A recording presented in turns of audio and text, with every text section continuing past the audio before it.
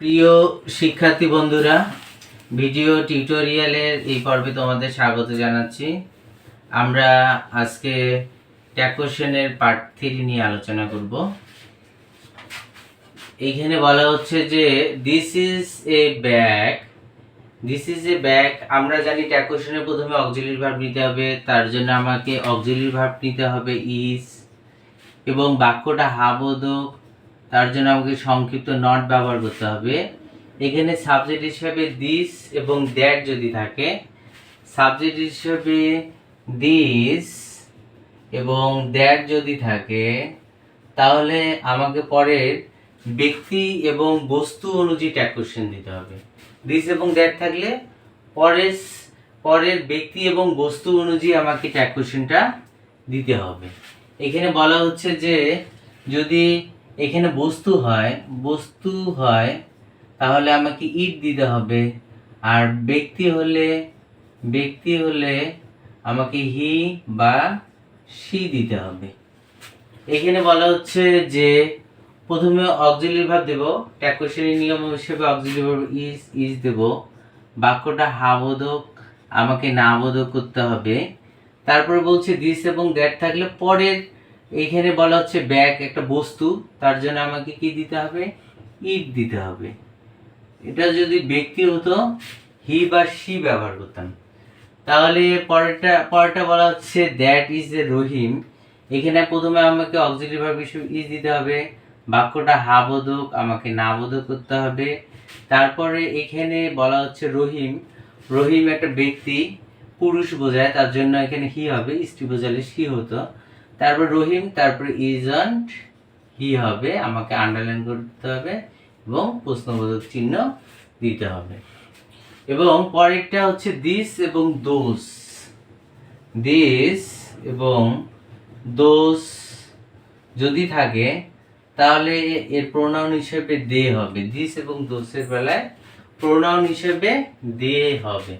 এখানে প্রথমে auxiliary verb দিতে হবে, আর আছে আমাকে আর লিখতে হবে, বাক্যটা হাবোধক, তার জন্য সংক্ষিপ্ত নট ব্যবহার করতে হবে। দিস এবং দোস থাকলে আমাকে কি ব্যবহার করতে হবে, দে ব্যবহার করতে হবে। আমাকে দে লিখবো, আন্ডারলাইন করে প্রশ্নবোধক চিহ্ন দেব। তারপরে এখানে বলা হচ্ছে অ্যাপোস্ট্রফি ডি মানে হচ্ছে উডও হতে পারে, আবার হ্যাডও হতে পারে। উড একটা মডেল ভার্ব, আমরা জানি মডেল ভার্বের পরে ভার্ব 1 হয়, মডেল ভার্বের পরে কি হয়, ভার্ব 1 হয়। আর হ্যাডের পরে কি হয়, হ্যাভেজ হ্যাডের পরে কি হয়, ভার্ব 3 হয়। তাহলে আমরা যদি এখানে অক্সিলারি ভার্ব তো আমাকে প্রথমে নিতে হবে, আমি জানি না, বলে এই অক্সিলারি ভার্ব উড হবে না হ্যাড হবে। আমরা দেখলাম যে এখানে লাইকটা হচ্ছে ভার্ব 1 থাকলে তাহলে কি এটা মডেল ভার্ব হিসেবে কি দিতে হবে, উড দিতে হবে। আমরা উড ব্যবহার করব। তারপর বাক্যটা হাবোধক আমাকে নাবোধক করতে হবে, সাবজেক্টের প্রোনাউন দিতে হবে, আই আছে আই এ লিখবো, আন্ডারলাইন করব আর প্রশ্নবোধক চিহ্ন দেব। তারপরে এখানে বলা হচ্ছে ভার্ব 3 ইনভাইট, তাহলে ইনভাইটেড এটা ভার্ব 3 তাহলে এখানে কি আছে, হ্যাড আছে। ভার্ব 3 হলে হ্যাড আছে, তাহলে এখানে আমাকে হ্যাড ব্যবহার করব, বাক্যটা হাবোধক আমাকে নাবোধক করতে হবে। তারপর সাবজেক্টের প্রোনাউন দিতে হবে, এখানে প্রোনাউন আই আছে আই এ ব্যবহার করব, আন্ডারলাইন করব আর প্রশ্নবোধক চিহ্ন দেব।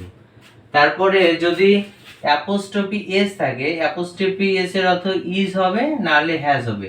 এই যে ইজ এর এস আছে, এখানে হ্যাজ এর এস আছে, এখানে উটের ডি আছে, এখানে হ্যাড এর ডি আছে। তাহলে এখানে বুঝতে হবে যে ইজ কখন হবে, কখন হ্যাজ কখন হবে। আমরা জানি হ্যাভ এর সেটের পরে ভার্ব 3 হয়, তাহলে হ্যাজ এর পরে কি হবে, হ্যাজ এর পরে ভার্ব 3 হবে। আর ইজ যদি হয় তাহলে এটা হচ্ছে বিভার্ব হলে বাক্যটা হবে পেসিভ। আমরা দেখি প্রথমে বাক্যটা এখানে বলা হচ্ছে যে he made a billion result. এখানে বলা হচ্ছে যে এখানে ভার্ব এটা হচ্ছে হ্যাজ হবে না ইজ হবে। এখানে যদি ভার্ব 3 দেওয়া আছে, তাহলে আমরা যদি হ্যাজ ধরি তাহলে ভার্ব 3 মিলে যায়, এটা আমরা কি দেব, হ্যাজ দেব। বাক্যটা হাবোধক, তার জন্য সংক্ষিপ্ত নট ব্যবহার করব। তারপরে সাবজেক্টের প্রোনাউন দিতে হবে, হি আছে হি দেব, তারপর আন্ডারলাইন করব এবং প্রশ্নবোধক চিহ্ন দেব। তারপরে এখানে বলা হচ্ছে ইট ইজ, এর সাথে ইজ আছে না হ্যাজ আছে। আমরা জানি যদি বি ভার্বের পর, বি ভার্ব মানে এম ইজ আর ওয়াজ আর বিন, এই বি ভার্বের পরে ভার্ব যদি থ্রি হয় তাহলে বাক্যটা পেসিভ। আমরা পেসিভ কিভাবে বুঝবো বাক্যটা পেসিভ? যেমন এটা অবজার্ভ মানে কি, পালন করা বা উদযাপন করা। উদযাপন করার কাজটা কি ইট, ইহা কোনো বস্তু করতে পারে না, কোনো মানুষ করে, কিন্তু ওই মানুষের নামটা এখানে উপস্থিত নেই, তার জন্য বাক্যটা পেসিভ। তার জন্য আমাকে ইজ দিতে হবে, বা পেসিভ, তার জন্য আমাকে কি দিতে হবে, ইজ দিতে হবে। তারপর এখানে বলা হচ্ছে ইজ দিতে হবে, বাক্যটা হাবোধক, আমাকে নাবোধক করতে হবে। আর সাবজেক্টের প্রোনাউন ফর্ম দিতে হবে, ইট আছে ইটে দিতে হবে, তারপর আন্ডারলাইন করতে হবে, প্রশ্নবোধক চিহ্ন দিতে হবে।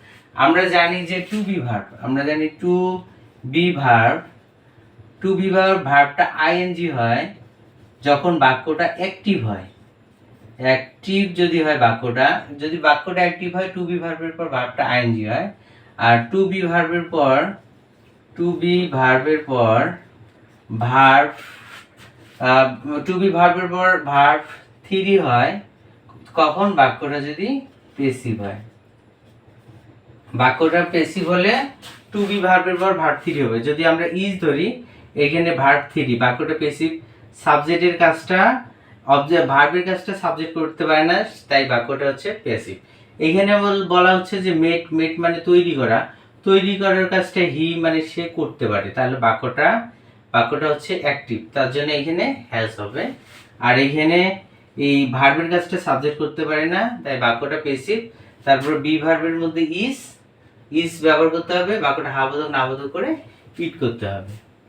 তারপরে এখানে বলা হচ্ছে he as well as his sister came her.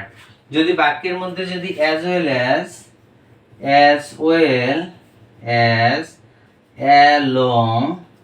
Along with, তারপর যদি উইথ থাকে, উইথ টুগেদার উইথ, এগুলো যদি থাকে তাহলে আমাকে প্রথম সাবজেক্ট অনুযায়ী ট্যাগ কোশ্চেন করতে হবে। তাহলে এখানে বাক্যের মধ্যে কেম আছে ভার্ব টু, তার জন্য আমাকে ডিড ব্যবহার করতে হবে, বাক্যটা হাবোধক, আমাকে নাবোধক করতে হবে। তাহলে এইখানে একটা সাবজেক্ট এবং এখানে একটা সাবজেক্ট, এবং অ্যাজ ওয়েল এজ এর প্রথম সাবজেক্ট অনুযায়ী ট্যাগ কোশ্চেন করতে হি আছে, আমাকে হি ব্যবহার করতে হবে, তারপর আমাকে আন্ডারলাইন করতে হবে, প্রশ্নবোধক চিহ্ন দিতে হবে। তারপরে এখানে বলা হচ্ছে not only but also.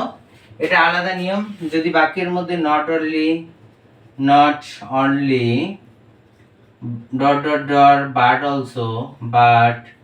Also either or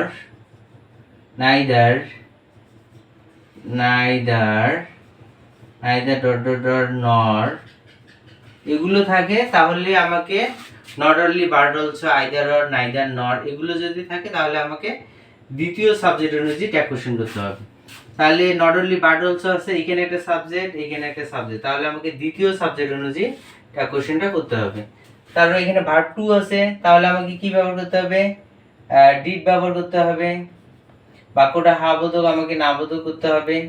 তারপর কি করতে হবে, হিজ সিস্টার, তার বোন, এখানে বোন স্ত্রী বোঝাচ্ছে, তার জন্য শি হবে, তারপর আন্ডারলাইন করে প্রশ্নবোধক চিহ্ন দিতে হবে, তাহলেই শেষ।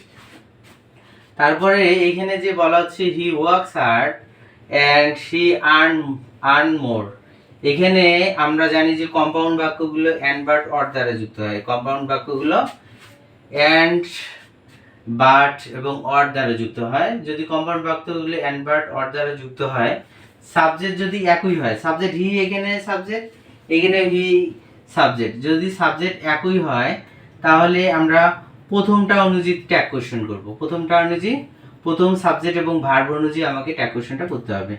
আর যদি কম্পাউন্ড বাক্যের মধ্যে সাবজেক্ট যদি আলাদা হয়, এখানে হচ্ছে রিনা আর এখানে হচ্ছে রানা, সাবজেক্ট যদি আলাদা হয় এই কম্পাউন্ড বাক্যগুলো দ্বিতীয় সাবজেক্ট এবং ভার্ব অনুযায়ী আমাকে ট্যাগ কোশ্চেনটা করতে হবে। এখানে যদি আমরা দেখলাম যে সাবজেক্ট একই, তাহলে প্রথম সাবজেক্ট এবং ভার্ব অনুযায়ী ট্যাগ কোশ্চেন করতে হবে। এখানে ওয়ার্কস আছে, ভার্বের সাথে এস বাই গেস থাকলে আমরা কি নেব, ডাস নেব। বাক্যটা হা বোধক, আমাকে না বোধক করতে হবে। হি আছে, আমাকে হি ব্যবহার করতে হবে, আন্ডারলাইন করে প্রশ্নবোধক চিহ্ন দিতে হবে। তারপরে এখানে বলা হচ্ছে যে এখানে হ্যাজ আছে, আমাকে হ্যাজ ব্যবহার করতে হবে। বাক্যটা হা বোধক, আমাকে না বোধক করতে হবে। রানা এখানে হচ্ছে রানা এখানে বলা হচ্ছে রানা পুরুষ বোঝাচ্ছে, তার জন্য হি হবে। তারপরে আন্ডারলাইন দিয়ে আমাকে প্রশ্নবোধক চিহ্ন দিতে হবে। তাহলে আজ এ পর্যন্ত, দেখা হবে পরের টিউটোরিয়ালে।